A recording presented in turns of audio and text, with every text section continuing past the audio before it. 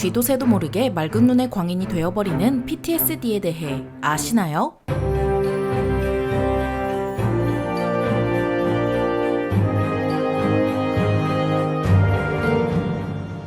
안녕하세요. 지식 스토리입니다. 이번에는 군대 다시 가는 것만큼 무서운 PTSD에 대해 알아볼 텐데요. 시작하기에 앞서 몇 가지 질문을 드리도록 하겠습니다. 살면서 두렵고 끔찍하고 힘들었던 경험이 있다면 그것 때문에 지난 한 달 동안 악몽을 꾸거나 자꾸 떠오른 적이 있나요? 그런 경험을 생각하지 않으려 애쓰거나 떠오르는 상황을 피하고자 특별히 노력한 것 같나요? 항상 주변을 살피고 경계하고 쉽게 놀라는 것 같나요? 주변 사람, 일상생활, 상황에 대해 가졌던 느낌이 없어지거나 멀어진 느낌이 드나요? 그 사건으로 인해 생긴 문제에 죄책감을 느끼거나 자기 자신과 다른 사람에 대한 원망을 멈출 수 없나요? 갑자기 이런 질문을 받아서 이게 뭔데? 싶을 텐데요. 이 5가지 질문은 PTSD, 즉 외상 후 스트레스 장애를 자가 진단해 볼 수 있는 문항이었습니다. 0에서 1개는 정상으로 걱정할 필요 없습니다. 2개는 주의가 필요한 단계로 평소보다 일상생활에 어려움을 느낀다면 추가적인 평가를 받아보길 권해드립니다. 3개에서 5개는 심한 수준으로 만약 본인이 3개에서 5개에 해당한다면 전문가의 도움을 받아보길 권해드립니다. 갑작스러운 질문에 제대로 답하지 못했다면 뒤로 가서 다시 한번 해봐도 좋을 것 같네요. PTSD란 두려운 사건을 겪었을 때 나타나는 정신건강 상태로 여기서 말하는 두려운 사건으로는 전쟁, 범죄 현장, 사고, 자연재해, 지인의 사망 등 생각하기도 싫은 사건들을 들 수 있죠. PTSD의 원인을 크게 2가지로 나누면 학대, 폭력에 의한 경우와 전쟁이나 재해, 대규모 사고에 의한 경우로 나눌 수 있는데요. 이런 PTSD를 내두면 다른 병으로 발전될 확률이 높으며 자해, 폭력, 사회 부적응, 불면 등의 문제로 이어지게 되면 일상생활이 불가능해집니다. 하버드대 출신 정신과 의사 주디스 허먼의 의견에 따르면 전쟁, 재해, 대규모 사고에 의한 경우 PTSD의 존재를 좀 더 쉽게 드러낼 수 있다는데요. 전우회 같은 단체에서 전역한 장병들이 서로의 기억을 나누며 아픔을 이해하는 과정을 겪을 수 있어 치료에 좀 더 긍정적인 영향을 미친다고 합니다. 하지만 학대, 폭력에 의한 경우는 180도 다른데요. 학대, 폭력 피해자들은 후속 치료가 이루어지지 않거나 미흡한 경우가 많아 아픔을 호소하거나 위로받을 기회가 거의 없다고 합니다. 이 경우 영구적인 상처가 남기 쉬워 치료 가능성이 희박하다고 하는데요. 이런데도 PTSD는 정신력이 약한 사람만 겪는 거 아니냐라고 하는 사람이 있을 수 있습니다. 미국의 여성 작가 옥타비아 이 버틀러는 정신적 고통 역시 신체적 외상만큼 괴롭다며 그게 모두 머릿속에서 벌어진다면 어떨지 묻기도 했는데요. 혹시 람보 아시나요? 오락부락한 근육으로 기관총을 한 손으로 들고 쏘는 용감한 군인의 이미지로 잘 알려져 있는데요. 하지만 이런 람보조차 베트남 전쟁에서 전우들이 자신의 눈앞에서 끔찍하게 죽는 일을 겪고 정신적 고통을 호소하는 모습을 보여준 바 있죠. 람보처럼 강한 사람조차 PTSD로부터 자유로울 수 없는 건데요. 아무리 강한 사람이라도 지속적인 트라우마 상황 앞에서는 정신을 유지하는 게 불가능해 결국 정신적 고통에 시달리게 된다는 것입니다. 애초에 정신적 고통을 정신력으로 이겨낼 수 있었으면 정신의학과가 존재할 이유가 없을 뿐더러 아무리 괴롭고 힘들어도 그 자리에서 털고 일어났겠죠. 우리는 살아가면서 각종 외상과 스트레스에 시달릴 수밖에 없어 PTSD로부터 자유로울 수 없는데요. 이런 PTSD는 사람뿐만 아니라 개한테도 나타납니다. 아프간의 최일선에서 활약했던 군견이 침대 밑에 숨은 채 도무지 움직이려 하지 않는 이해할 수 없는 행동을 벌였는데요. 이에 수의사가 군견병원에 도움을 요청했고 문제의 계획이 혹시나 해서 장난감도 던져봤지만 꼼짝도 하지 않았죠. 군견을 살핀 군견병원의 행동의학 과장은 이 군견이 PTSD를 앓고 있다는 걸 알아차립니다.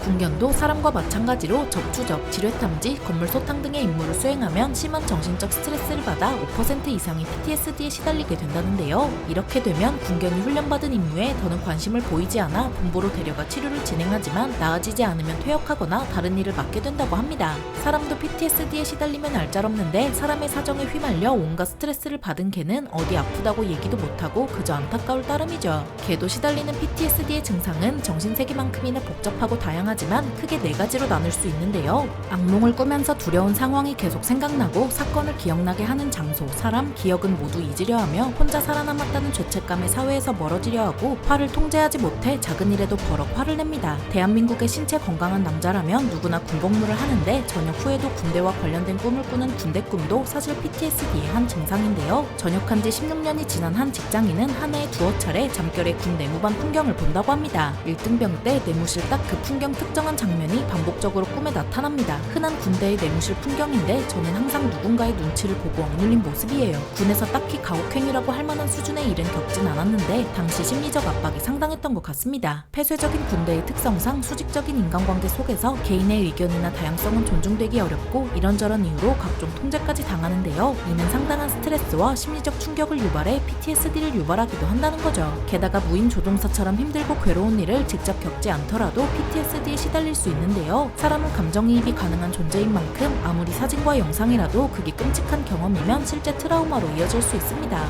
이 때문에 아무리 온라인이라 할지라도 불특정 다수에게 트라우마를 줄 수 있는 사진이나 영상을 올리는 행위는 테러나 다름없는 거죠. 그러면 감정이입을 안 하면 되지 않을까요? 결론부터 말하면 그렇지 않습니다. 타인에게 공감하지 못하는 사이코패스조차 자신과 관련된 일로 상당한 스트레스를 받게 되면 PTSD에 시달리는데요. 오히려 PTSD에 시달리는 사람이 후천적으로 사이코패스가 될 수도 있는 만큼 감정이입을 안 한다고 안전한 건 아닙니다. 그렇다면 이제부터 사례를 통해 말로만 들은 PTSD가 어떤지 보도록 하겠습니다. 베트남 전쟁 참전용사는 평화로운 시대를 살아가는 우리로서는 상상도 못할 일을 겪었습니다. 1966년에 군에 입대한 참전용사는 키 180에 몸무게 70으로 주위로부터 체격 좋다는 소리를 자주 듣던 장정으로 도무지 겁나는 것이 없던 혈기왕성한 청년이었습니다. 귀신 잡는 해병으로서 베트남에 파병된 참전용사는 첫 전투에서는 사상자가 거의 없었으나 정찰 나갔던 전우들이 돌아오지 못하는 사태가 이어집니다. 어떤 전투에서는 부비트랩에 발목이 잘린 전우를 향해 붕대 대신 총구를 겨누기도 해야 했는데 이는 전우가 내지르는 신음에 아군의 위치가 드러날 수도 있기 때문이었습니다. 1년 동안 송장 썩는 냄새를 엄청나게 맡았어요. 송장벌레라는 것도 그때 처음 봤죠. 참전용사는 당시를 이렇게 회고합니다. 귀국을 3개월 앞둔 1967년 11월 말 새로운 거점을 확보하기 위해 해병대가 상륙에 성공하면 육군이 뒤따를 작전이 수립됩니다. 작전이 어떠리라는 것은 예상할 수 없었지만 선발대로 가면 죽는다는 감은 갖고 있었죠. 폭이 매우 좁은 강을 따라 상륙을 시도한 참전용사는 비오듯 쏟아지는 포탄과 고막을 찢을 듯한 폭음 속에서 죽음을 예감했지만 살아남았습니다. 나만 살아남았다고 생각했는데 다들 살아있었어요. 귀국이 일주일 앞으로 다가온 1968년 2월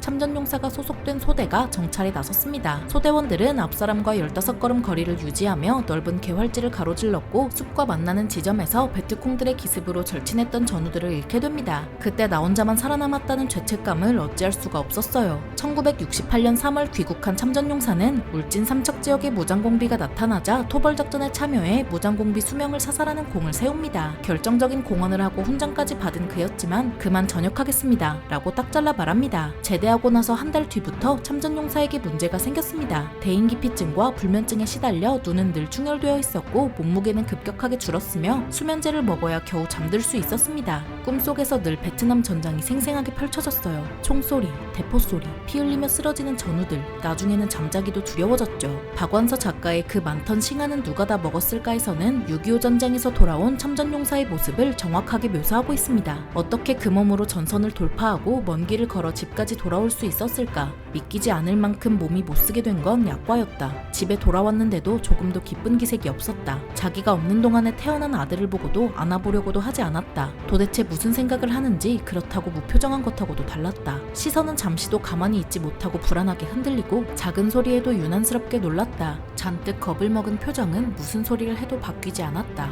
따뜻한 음식과 잠자리도 그를 안정시키진 못했다. 밤에는 바람소리, 쥐 부스럭대는 소리에도 놀라 한잠을 못 잤다. 어디를 어떻게 무슨 꼴을 당하며 왔기에 그 꼴이 되었을까? 죽기를 무릅쓰고 사선을 넘은 무용담도 있으련만 말하지 않았다. 그런 흔적도 안 보였다. 이렇게 개인의 삶을 철저하게 무너뜨리는 PTSD는 치료할 수 있을까요? 안타깝게도 PTSD는 불치병입니다. 강렬한 기억은 망각이 어렵기 때문에 큰 트라우마일수록 완전히 없애는 건 불가능한데요. 이 때문에 PTSD 치료의 목표는 다시 일상으로 복귀할 수 있을 정도로 회복하고 대인관계를 원래대로 회복하는 것입니다. 트라우마 극복에는 주변인의 역할이 중요한데요. 정신적 고통에 대해서 털어놓았을 때 너무 놀라거나 피해자보다 힘들어하는 태도는 피하고 함께 걱정해주고 돕겠다는 의지를 보여주는 게 큰 도움이 됩니다. 비록 PTSD는 완치될 수 없어도 일상생활이 가능한 수준으로 치료할 수 있으니 중요한 건 꺾이지 않는 마음이죠. 세상에는 다양한 사람이 살아가고 있는 만큼 다르다는 이유로 배척하기보다 서로 배려하고 존중할 수 있길 바랍니다. 군대 다시 가는 것만큼 무서운 PTSD에 대해 알아보았는데요. 영상이 유익하셨다면 구독과 좋아요 부탁드립니다. 감사합니다. 지식스토리였습니다.